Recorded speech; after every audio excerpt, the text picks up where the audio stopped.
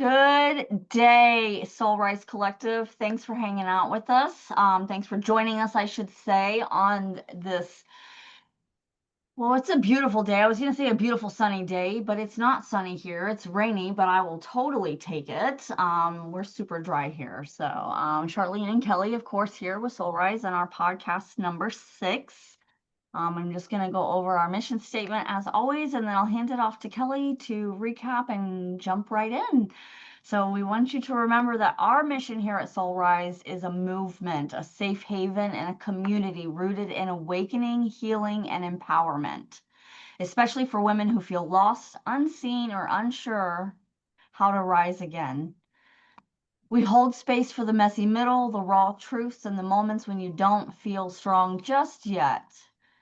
Here, healing meets purpose. Your story becomes a guidepost for someone else's journey. And you remember that you're never meant to just survive. You were born to soul thrive. We rise from we rise from pain into purpose. We learn, grow, and heal together, knowing that our voices carry light, our scars carry wisdom, and our hearts carry the map home. Well, thanks for that, Charlene. And so this is, as she mentioned, episode 6, and this is going to be rewriting the inner story. Now, I want to quickly recap because everything is a step from the next. And before we rewrite our inner story, what we podcast about last time was the art of letting go, which is understanding that, whether it be, we let go of the old stories we tell ourselves, our whether it be our maybe we let go of our careers that no longer serve us, the relationships no longer serve us. It's just learning to let go to replace it with something better, because you guys kind of Belief, like clearing our out. beliefs. Yeah, right, and our beliefs and all that stuff. And so when you let go of the old stories, something has to replace it, right? So this is where this podcast kind of delves in, which is learning to rewrite the narratives, and especially when it comes to the old looping patterns we have in our minds and the stories we tell ourselves that limits us and no longer serves where we're going in our life. And so again, the art of letting go was, we also mentioned also a little bit about some of the reasons why we hesitate with letting go of some of the old things. Whether it's it's scary feeling what we feel, and why those things were there before, or you think that you'll never be able to do it, you'll never Getting be able to outside your get. comfort zone. Yeah. Right, exactly. And so, there's limiting factors that come in, reasons why we have a hard time letting go of, things that what we thought maybe served us before, really only meant to keep us, as Charlene just said, in the comfort zone and safe, which I keep uh, speaking the same story about, your comfort zone is where your life goes to die. Yes, Right? yes, I love it. It's totally true. Yeah, your Yes, comfort because zone. without Yeah, change, nothing changes, right? As yeah. Charlie and I keep pointing to. So, I mean, think about stagnation and stagnant water. What stagnant water does, it's gross, right? It gets gross yes, and slimy and exactly. bugs and while all of that stuff is good for the environment, not in that stagnation type pus filled, like, right? It's not. Yeah, so you gotta push out outside your comfort zone. I just heard something on TikTok last night that I really like, and I'm gonna have to remember it before the end of our podcast about the comfort zone because I like what he hit. Ultimately, the new way he said it come from when everything is uncomfortable, how do you have a comfort zone? When everything is uncomfortable in your life, how do you get outside your comfort zone? Because there is no comfort zone to be there. Familiarity, pushing past your familiarity zone is the word that he used. I have it saved on my TikTok so that I can explore it more, but I love it because it's been very true for me. I have been a person that understood comfort zone and pushing past it, but I also can see where so many things all the time have been uncomfortable that Well, where is that comfort zone? It might not look like what you think it looks like. It might be the hell that you're living in is your comfort zone, and you're afraid to do anything different because you don't know what success looks like or feels like, or what feeling good looks like or feels like, or any of that kind of stuff. So your comfort zone is the hell that you're living in. So just a little tidbit there. Yeah, absolutely. And so, yeah, let's we can lead off there with this podcast because so let's say we're in a space that we say, okay, you know what? Yeah, I'm going to test the waters now. I'm going to push forward into some growth, and I'm going to step out of my comfort zone, and and we got to start, like I said, replacing the things that no longer, served us. So we let go of things. Now we're going to start delving a little deeper into that, understanding the narrative we've been living in. Right? These are the quiet scripts that run underneath our choices and our emotions. Like I have to be strong for everyone, or good things never last for me. So why bother? The inner stories become the lens through which we see the world around us. Right? And so, Funny, we were just talking about that before we hopped on, right? yes, we were. Yeah, And so, as I always like to say, you got to get curious, right? yeah, yeah, And start listening to, your thoughts, right? And what comes up. And, yeah. because our minds, again, when we're still in that survival mode and now we're trying to test the water, we're trying to tell our brains and show our brains that doing something different, it can still be just as safe as doing the old things, right? And and so, our minds love to tell us all the worst case scenarios about things, right? And it keeps us from pushing forward. But again, our minds like to keep running these same loops when we keep coming across um some of these same, Yeah, this, I guess you call triggers or events yep. that happen in our lives, right? That triggers up those past wounds and going again, going, well, nothing changes, or nothing ever goes my way.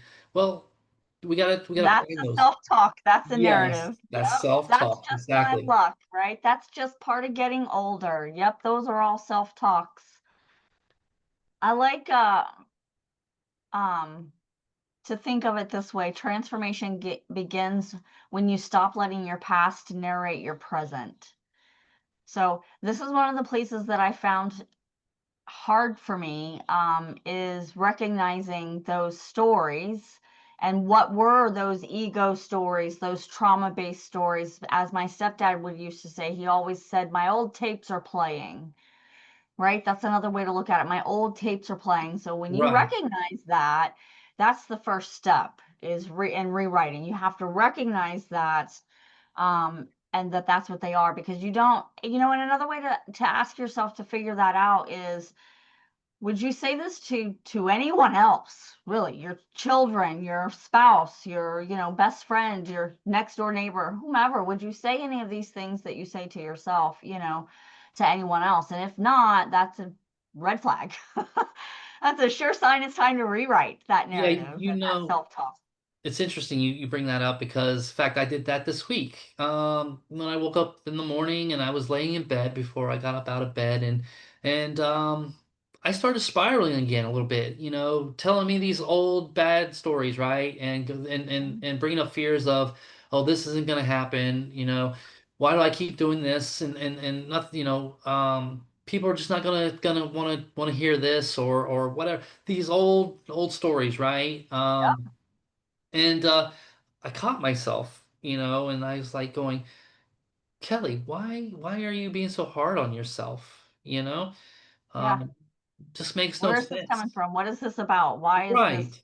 I'm in a place now where I see that, and sometimes quicker than others. It's all, so understand it's a journey, not a destination. First of all, period. Everything is a journey. So if you're trying to get to a destination, you're blocking yourself. So know that. Um, but yep, I'm gonna let you just go ahead because I talked myself right out of that thought. Yeah, well, and so the same thing too is, uh, we got to learn to when we, when you're facing your fears, right? And you're stepping out of that comfort zone, you're gonna feel the tensions, right? You're gonna Yes. be like you're nervous. It's new for you. It's new for your mind, and so even while you're doing these new things, those old voices keep wanting to come up and telling you, "Oh, hey, if this happens, then just revert back," or and you gotta be able to say, "I'm safe," Yes. nothing bad is happening, right? Right. I'm right here. Let's just see how it goes, and Yes. I can just Yes. recall many of the fears that I had to face when I was transitioning, and I had to leave my mind and had to go, just stop, stop, stop, Yeah. stop. Yeah. Don't think Yeah. about it, right? And just do it. Just Yeah. do it. Because every time you face a fear and you see what the outcome, it was nothing even remotely close to what your mind was trying to tell you the outcome would be, Right. it gets easier, right? Right. You're finally starting to soften that piece going, okay, well, that wasn't so bad, right? Build a little confidence and a little extra Right. strength. Yes. Exactly. Yes. Yes. Um, and again, it's just taking it because these are heavy things to deal with. Yeah. Taking one step at a time. And again, just quick matter of kind of recognizing when those, when you're facing a fear or you're learning to do something different, and recognizing quickly if one of those old repeating self stories or limiting beliefs or something pops back up in your mind, and to go, okay, that's fine. That's there, right? I recognize it. Acknowledge and let go. Yeah. Right, exactly. Remember the art of letting go. Because So you're let not that trying to go. be, yeah, but you're not trying to be delusional either. You're not trying to not understand that things could go awry, whatever that means.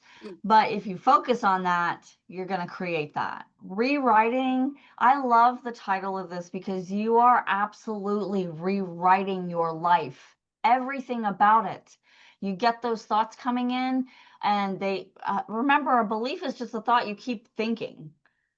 So if you're thinking these thoughts that you're like, Kelly, why am I so hard on myself? Well, that's your first, you recognize it. So let me rewrite these thoughts. Okay, yep, I understand that shit can go crazy. Fine. I'm not going to focus on that though.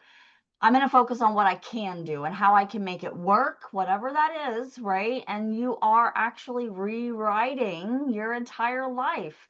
I like what I read recently too about realizing that your beliefs and all of this stuff was not it was written in survival ink, you know. You Yes. have a different ink now, and you have a more vibrant ink now, and you don't rip out the pages, you rewrite.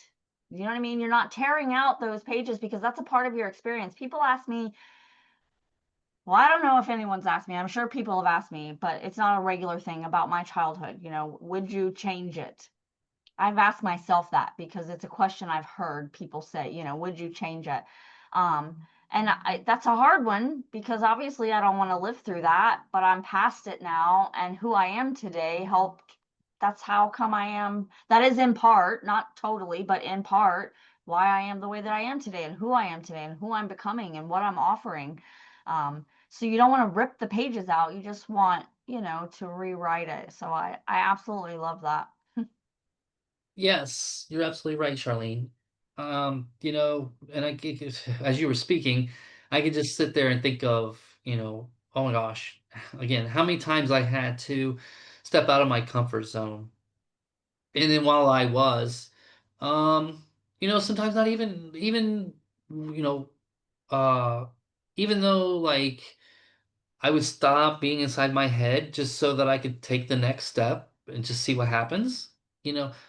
But after the event was over, you know, I also had to deal with the aftermath, right? Like when it wasn't so scary sometimes, you're just like going, well, why did I even fear that, right?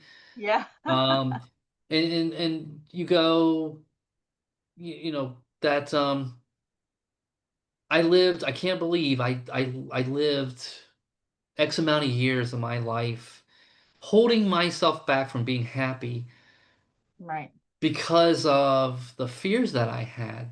Just Yeah. like I remember one was I wanted to go get my ears pierced, right? Because I was so tired of clip-on earrings.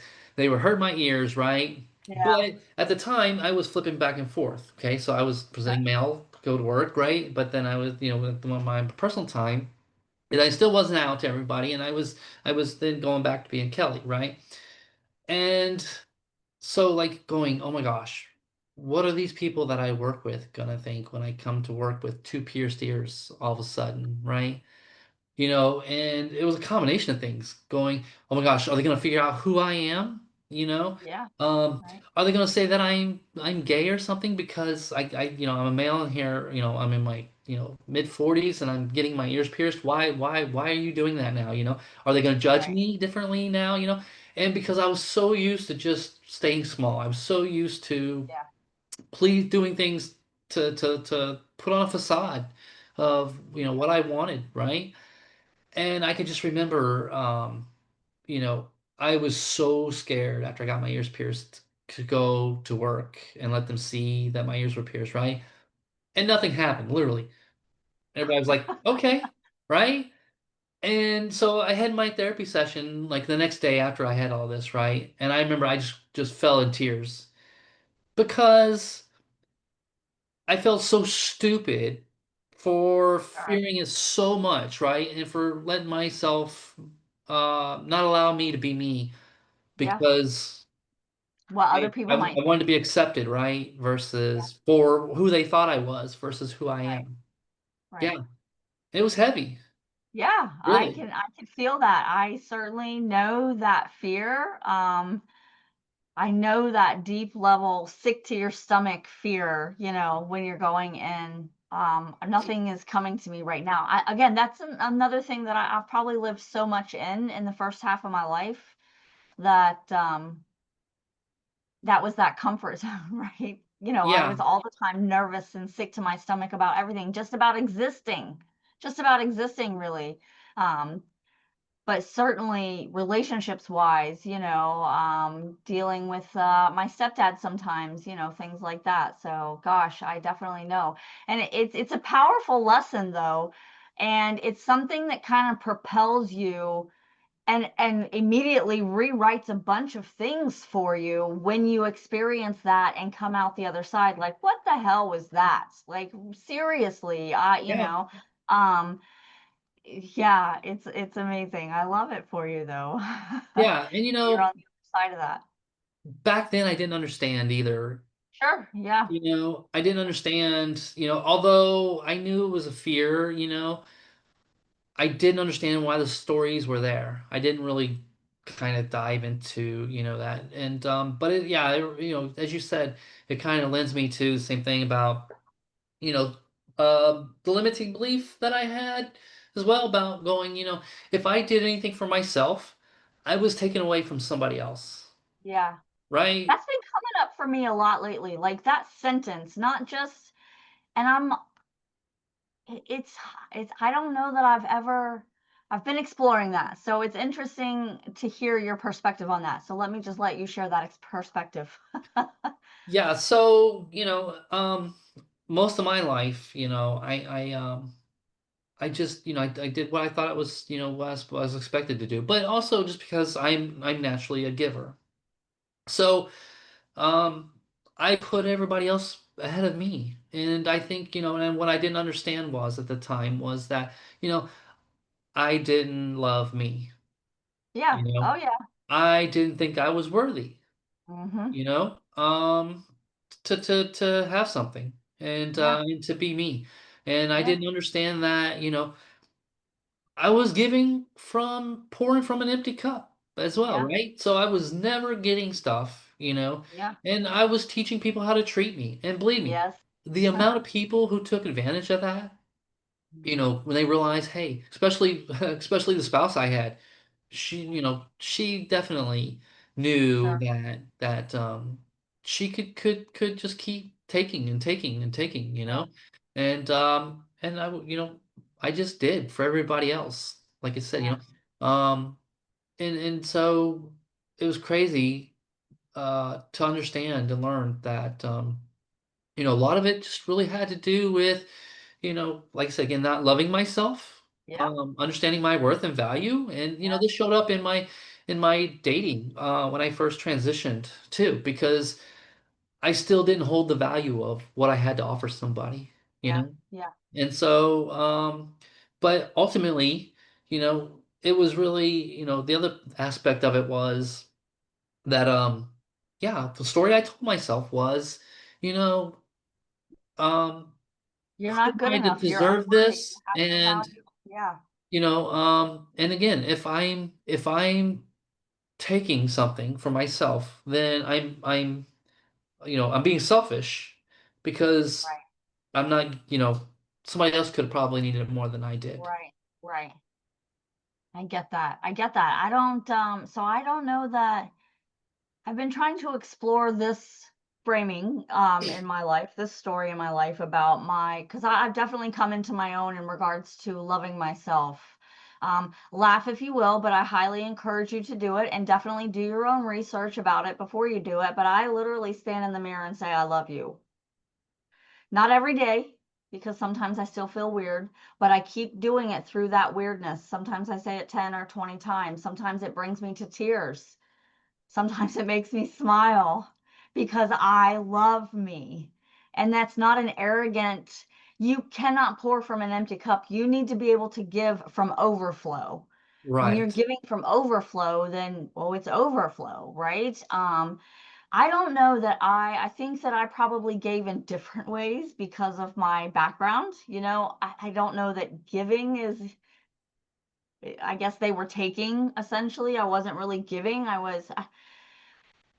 I guess I struggle with that in regards to I'm not giving it to you. I thought that that's what I was supposed to do, I guess. I thought that that's how it was supposed to be. Do you know what I mean? So I'm still learning about that particular part of my story in regards to was I a people pleaser? Did I, give and give and give? Because I never really had the feeling or thought that if I had something that it was taking away from someone else. Uh-huh. You know what I mean? So, but I also know that there are things that happened to me as an adult that I probably on some level could have prevented. Um, as an adult, other than when my ex-husband beat me up the one night, there were no violence encounters. It was always sexual in nature. Um, but it was not explosive and violent, in that respect. And it was always very subtle, not always, but it was subtle or, in relationships and different things like that am I really giving? Do you see what I'm saying? That's just a part of my story that, Yeah, right. I'm Because still it's just rewriting, again, if you will. you're like me. You're what I call the natural giver, though. Sure. You know, I don't give anybody anything with an expectation, right? It doesn't Right. come with a quid pro quo. It doesn't come for a, Right. I'm Right. doing this because I want something, right? Right. I The do joy it. of doing it is enough. Yeah. Yeah, right. But now, although there are things like, for instance, for me, maybe again, this kind of ties to people pleasing, but in order to make friends or feel like I can belong or somebody would like me, you know, I would overgive my time to someone, Sure. Sure. and overly try to go out of my way to help them, you know. But I Right. had nothing else in my life to give at the time, Right. but my time, or my Right. words, right? Well, see, and now though, time is now when I say I don't have time or energy to give to something, it's not because I'm tired or what have you, or I'm over. It's because I choose where I spend my time and Right. energy because I know how priceless they are. Right. And so I'm just picky about so now you know the value of your time. And yeah, But yeah, so that's a big one. I want to revisit real quick that I love you thing, right? oh, Because yes, all my life I never loved myself, like I said, and I right. definitely Yeah. never loved what was staring back at me in the mirror. And then after about a year and a half to 2 years into my transition, I can recall my first time that I just thought to myself, "Oh my God, I love you. I love Yeah. who Yeah. you are now, right? Yeah. I love Yes. what I'm seeing." Yes. Right? Staring back at me. And that person that grew the last 2 years, right, is Yeah. totally different. And I love everything who she is. I Yes. mean, because I totally did a 180 flip, right? My entire Yeah, life, everything. sure. And I'm Yeah. like going, I'm just in awe of who you are, right? Yeah. And Right. you know, it's funny because I often find myself doing the same thing, even now, going, I am happy, being me. And I can't Yes. believe I get to wake up being the real me today, every day, Yes. right? Right. That I get to show up in the world as my true self, really Yes. makes a huge difference. Oh Yeah. my gosh, huge difference. Absolutely. Yeah. And so, again, yeah, it's a game changer, really, I think, Yeah. because And until these are you, all ways of rewriting your story, though, is discovering who you are right, and what you like and don't like. It's the same for me. I got to, gosh, when you understand that you get to write your life, it's so empowering. But I started rewriting my life. Who was I? Who am I outside of my kids and my stepkids and my dogs? And, I mean, the dogs are a big thing, but, but like my Jeep community and Jeep right. sisterhood and my volunteer and rescue farm and now my horse goals and homesteading goals. These are all me. Like you, I am happy to wake up and be living the life that I created, that I dreamed of, that I didn't even know I dreamed of. Because until the last 8 years, 2 to 3 years, 2 to 4 years, dreams started kind of showing up. Mhm. Um, it's living in your true self. This is who I am. Like I am being featured. I'm the next trail sister that's about to be featured in the Jeep Girls group on Instagram and Facebook. And so I had to write a little blurb. They asked a couple of questions, share some pictures. And they asked how one of the questions was how long I've been a Jeeper. And I'm like, I have been a Jeep girl my whole life just without the Jeep. Like in my I Right. can and the only connection that I can ever remember about having a Jeep is I lived in Indiana. I was 14. It was 1990, 91, right after my dad went to prison. My stepdad, my mom, my brother, and I moved to Indiana. He got a job as a correctional officer at Pendleton State Prison, and we lived miles from town. We lived on acres. There were cornfields all around us. Absolutely heaven to me. There was a Jeep there. Like my mom had a Jeep. I can remember our roads that we lived on were actually dirt gravel roads. And my mom had a Jeep. I can't tell you how long she had the Jeep. I can't tell you where she got the Jeep from. I can't tell you anything other than this one experience of driving. I think she had like what's called a bimini top, which is just covers. It's not fully covering. It's just like a sunshade. Mhm. The rest of it was open, and it's a very joyful experience. I can't tell you where we were going. I don't know how long I was in the Jeep. Do you know what I mean? I just have that image, and but it's definitely something that's connected. And that I don't know that I ever really thought about until I got a Jeep. Which my Jeep is a 2017, the same year that my mom passed. That was unintentional. I didn't Interesting. even realize it until later after I had already purchased it. I was like, holy what? Um, but I have been a Jeep girl my whole life just without the Jeep. So it is rewriting your story and your life to where you can wake up and be joyous and not dreading, because you have control over that self-talk and that narrative that's going on. And then you get to live in your true self and find joy. Yeah, it's just so powerful when you realize that, just how powerful you are for yourself, right? Yes, right. Exactly. So that, I mean, that's really it. It's, one, letting go of the old things, old story stuff, realizing first that they're there, right? And then Yeah. recognizing they don't serve your purpose anymore and do away with it. Clear it out so that you can rewrite the story, right?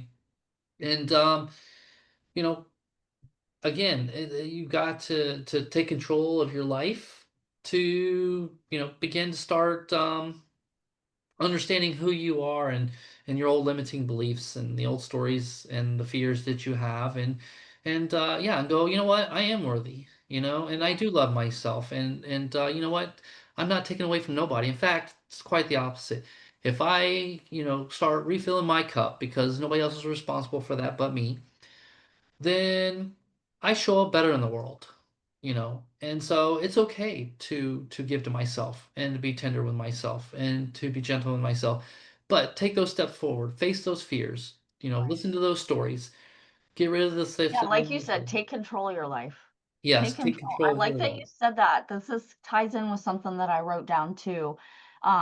Reclaiming looks like daily, messy, daily work, not just affirmations. But your affirmations are important, especially when those thoughts, like you're not good enough and what other people think, and all these things that you're telling yourself, people pleasing, if I have it, then someone else doesn't get it. This is like the script, right? Yeah, But those affirmations, like I am worthy and I love you and I am enough, they are important. This is a way to, this is rewriting your beliefs and taking control of your life. Please do not underestimate the power of doing that, especially when you're just getting started. Because even to this day, well, like I said, I go into the bathroom and sometimes and I say, I love you, and yeah, it is so uplifting, and so confidence building. But I want to give a couple of real life examples too about what rewriting looks like. Because it's not just the I'm not good enough over to I am good enough. Yes, this is important and this is a baseline maybe to start depending on how you're feeling. But and we're not pretending that the bad is good, right? We're changing how we hold it, right? How the the energy that meaning goes that along we with give that. to it. What's that? The energy too that goes along with Yes, that. right, right. The meaning, right, the meaning to it. Um, so that it doesn't control your present. Like I said, your past Yeah. no longer controls your present. One example that I loved was like my mom, 2017, my hell year. My mom was the ending of that. She passed October 2nd, and I had told my husband at the time I was a daily drinker. So I told my husband that he needed to give me till the end of the year. Like, give me till the end of the year. And in 2018, I hit the ground running. And I used to say that, it broke me. And I shouldn't say it that way. I didn't say that it broke me. I would say that 2017 is my hell year. Internally, I would think this, but it didn't feel quite right because I didn't feel like it actually broke me. It cracked me open. It Right. cracked me wide open to become the woman she couldn't be, right? Exactly. Strong and whole and healing generations, ideally speaking. But this is a prime example of how you rewrite your story. My mom's passing did not break me, it cracked me wide open. um so I really loved that too. The other one was, look, let me click this, sorry, hold on one second. Oh, my childhood, lost childhood. I lost my childhood. This is something that, ooh, um this comes up for me a lot because since it was my whole childhood, there, like I said before, there were no joyous parts. I shouldn't say no, there were no joyous parts with my dad. Yes. um, and there were during the first 12 years, there were very little joyous moments to be, as a whole. Um, so when people journal prompts or, talk about your childhood, or people talk about as joyous as a child and, like a kid in a candy store, I'm like, okay, that's very weird to me. And it definitely makes me feel that lost childhood Yeah. um, feeling. But I like how this was rewritten, how I survived the impossible. I said this earlier during our talk, survived the impossible. So, and turning it into medicine for others. These are just very, I think, wonderful examples from my own life of how I'm, even to this day, rewriting my stories and my beliefs. Because you're ever growing, Yes. and yeah, you're ever growing. You're not broken, you're conditioned. This was a big thing for me. This was a big thing for me that I am definitely out of, but it still pops up. Um, I'm curious now for myself. I'm gonna have to kind of pay attention over the next couple of weeks to see where that pops up. Not a lot. Yeah. And it's not a word, it's a feeling, but I love that. And the more that I understand about mental health and trauma health and psychology and all of these things. We are programmed and conditioned on many levels, not just because I was through trauma. Our TV is programming, our everything about our existence is programming. I mean, you dive into that for yourself on your own time. Maybe we'll do a podcast on it someday down the road. I don't know. But I promise you, you are conditioned and you are programmed in everything that you go out and experience. And if you're not aware of it, then you're easy target.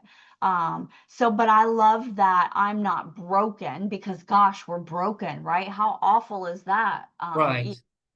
We're conditioned. If you're conditioned, that means you can be reshaped, you can be remolded, you can be reconditioned if you want to use that word. Um, I wish I could think of, although I want to go back to the word broken. There's this, I think it's Chinese. I have to look it up. Um, there is some Asian culture, don't hold me to that, that they fix their broken pots and things with gold. Hmm. And there's a name for it. And you've maybe seen them throughout your life where there's gold, but in the, like it looks like Yeah, it was put right. back Like, together because it mhm. was put back together with gold. Um, Put back together I'm something gonna have better. to comment this. Gosh, I can't think of the name. It's a long name, and it's been a long, long time since I have read on it. But it's another beautiful way of thinking about broken things. They can be repaired, beautifully and put back But together broken beautifully. doesn't have to be a bad Right, thing, right, right? So right. don't put the energy behind it that broken means bad, you know? No, people look at it that way though. Like when you drop a plate, you break a plate. I've heard this, I don't know if analogy is the right word. Oh, I'm sorry. Well, that's great, but it's still broke, right? And you can put it back together, but it's not going to be exactly right. Whereas if it's conditioned, you can reshape it. Not that you can't as a broken thing, but you're Right. right. You're right. It's not bad. And that's something that I try to get away from too, is using good or bad. It's more a negative or positive. But that's because I come from a place of understanding energy and frequency and vibration, and that everything, absolutely everything, my cup Yep. is Right. vibrating. No, You exactly. get down into the atoms and stuff, they are vibrating. And so you just have to adjust that vibration and frequency and energy that you have. So I just went on a little tangent there. Well, so unless you don't have anything else to mention with the rewrite our inner story, we can go ahead and wrap this one up. Yep, I just want to encourage our readers, and I'll let you wrap this one up, Okay. to our readers. Our I listeners, want to encourage our listeners to write one old story, that you have, one old story sentence, and rewrite it into a truth. Something like, I was too much because I was never meant to fit into small spaces. Just one. I challenge you to do that. Share it in the comments if you're so inclined to do so. Reach out directly if you'd like to share it that way, as a way to hold you accountable. I would be curious. I'm sure Kelly would too, to see absolutely. what it did for you, what you learned from that. So, Great, Charlene. Thanks for that. And yeah, absolutely.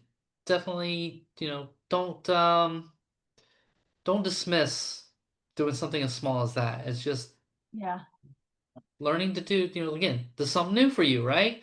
right. Try it.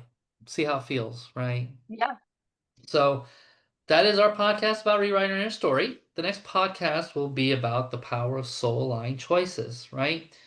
Soul aligned choices, which is very fascinating to me because it wasn't until kind of basically recently that I really come to understand more so these things. Like, you know, I look at sometimes the soul line choices being things like, for me, what's my purpose in life, right? sure. Why did I have to go through all the Same, things that I had to go through? same. Why am Yeah, I a transgender woman? You know? Um, and it's just also understanding again, soul line choices are those that make you who you are, right? yeah. And so we'll delve more into the soul line choices on our next podcast. So please stay tuned, and we're still working on our closing parts for our podcast. Oh, So oh, I forgot to even pull that one up. Yeah, yeah, yeah. Yeah, so I have my notes still Remember, we're here. new at this, and we are literally just jumping in and doing the do. As Jordan Peterson says, a bad plan is better than no plan because as soon as you start implementing, you'll see where it's, needs to be adjusted and fixed. So I love that you're along for the journey with us. Because that's part of what we do here at Soul Rise. I want to show you is those raw truths and messy middles, right? It's just how it goes. We're not perfect. We're not striving for perfection. That's boring anyway, because then what? It's always progress over perfection. So come laugh with us. Exactly.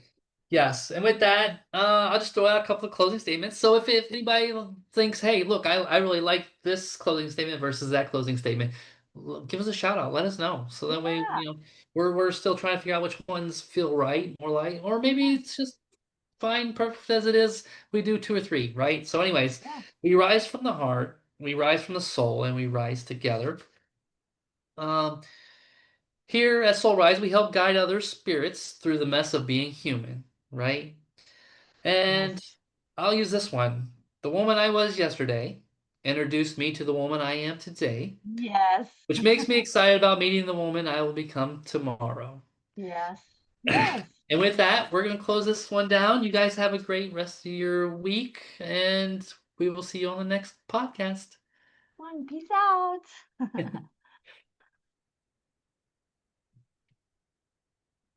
Where's. Is it at the top again? Yeah.